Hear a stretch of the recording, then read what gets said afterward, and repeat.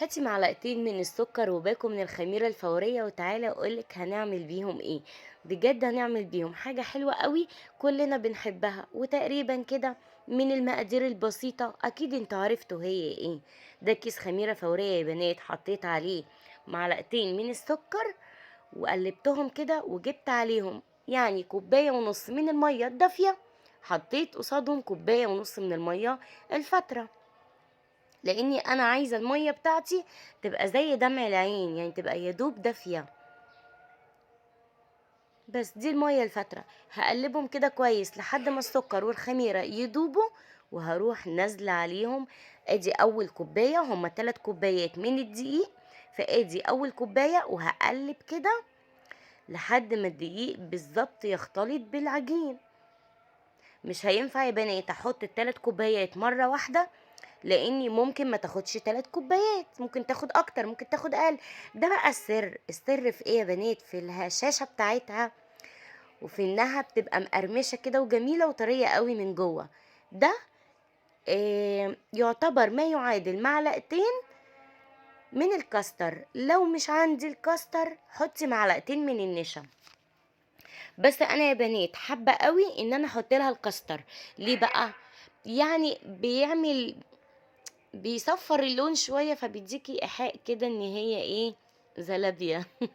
اه، دي اجمل طريقة للزلابية هتعمليها. حطيت الكوباية التالتة واغسلي ايدك كويس جدا، وتعالي بقى في المرحلة دي لازم تستخدمي ايدك.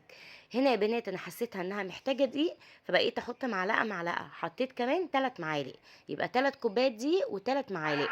بصوا يا بنات انا اسفه لو في صوت خارجي في الفيديو، فهو علشان انا بسجل الصوت ده الصبح، فالصبح دون كل واحد بيبقى طالع على رزقه، ربنا يا رب يرزق الجميع ويوسعها عليهم ويوسعها على الجميع يا رب. بصوا بقى يا بنات، انا هنا كنت حاطه الزيت، انا مش هسيب الزيت يغلي، انا يا دوب الزيت بيسخن، وجبت كوبايه حطيت فيها شويه زيت عشان اغطس فيها المعلقه كل ما اعمل الزلابيه، علشان ما تلزقش معايا. اي نعم هي هتدينا يعني شويه كده من الكائنات الفضائيه، بس هنعمل ايه يعني؟ احنا عارفين الزلابية لابد كده حتة تخرج كده حتة تخرج كده، فعادي يعني. بصوا مش بتدينا التدويرة اللي هي صح يعني، الا اذا كنا متمكنين فيها زي المحلات اللي هو بنعملها كل يوم يعني.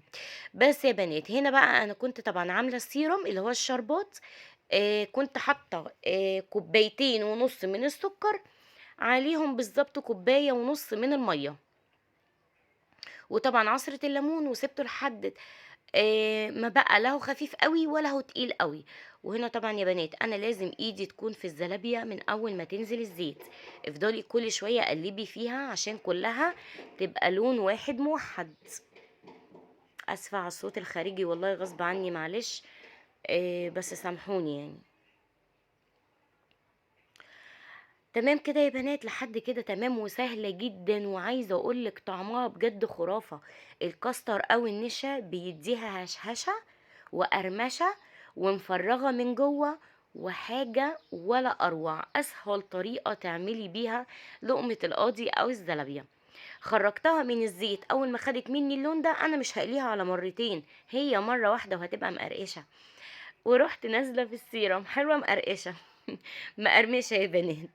ورحت نازله في السيرم وصفيتها على طول عشان ما تشربش مني سيرم، والسيرم يا بنات كان بارد. بصوا مش قلتلكوا بتدينا كائنات فضائيه؟ بس ايه يعني، ايه المشكله؟ ما هي كده كده هناكلها عادي، حتى لو قدمناها لضيف فهي مش باينه قوي. بصي انا بقولك مش باينه قوي. دي طبعا الطاسة التانية برضو ايدك فيها ما تسيبهاش. انا يا بنات قليت الكمية كلها. اللي في الطبق اللي هو البني دي اللي هي بالشربات، واللي في الطبق اللي انا بحط عليه السكر ده بسكر، لاني انا في عندي عايزة بسكر بودر، وفي عندي عايزة بشربات. عندك نوتيلا حطي عليها نوتيلا هتبقى جميلة. بجد يا بنات كانت حلوة خالص، عايزة اقولكم ما باتتش من جمالها. حلوة جدا هتشرفك في العزومات. ما تشتريش من بره بالغالي طالما تقدري تعملي بالرخيص، وكمان بتعمليها افضل من بره. وانا قصدي بالرخيص ده ان الحاجه مش غاليه، لا هي الحاجه غاليه، بس يعني احسبي انت هتجيبي الكيلو بكام من بره وانت هتكلفيه كام في البيت. هستنى رأيكم يا بنات بعد ما تجربوها بنفس المقادير وتقولوا لي ايه رأيكم، وانا عارفة ان بجد هتعجبكم. وشكرا بجد على كومنتاتكم العسل اللي انتوا بتكتبوها لي، بجد بتفرحوني جدا. واشوفكم على خير في فيديو جديد. سلام.